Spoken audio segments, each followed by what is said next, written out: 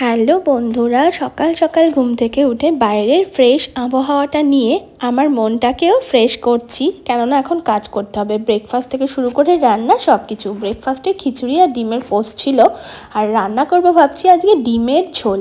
কার কার ভালো লাগে ডিমের ঝোল খেতে? আমার তো ভীষণ ভালো লাগে ডিমের ঝোল, নাম শুনলেই জিভে জল চলে আসে। আমার আবার একটা ডিমে হয় না, দুটো ডিম লাগবেই, তবে আজকে একটা ডিম খাবো। কেননা সকালে যেহেতু ডিমের পোচ খেয়েছি, সকালে ডিম সিদ্ধ খেয়েছি, তাই এদিকে রান্না বান্না হয়েও গেল। কিচেন ক্লিন করে টেবিল ফ্রিজ সমস্ত কিছু আমি ক্লিন করে নিই আর কি।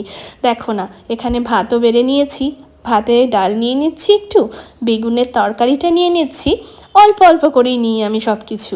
আর এদিকে পটল আলু দিয়ে পাতলা ডিমের ঝোল, আহা অমৃত না, কি সুন্দর স্বাদ। গরম ধোঁয়া ওঠা ভাতের সাথে একটু ডিমের ঝোলটা ঢেলে আলুটা কেটে চটকিয়ে মাখিয়ে ডিমটা একটু কামড়ে কেমন লাগবে বলো তো খেতে? দারুণ না?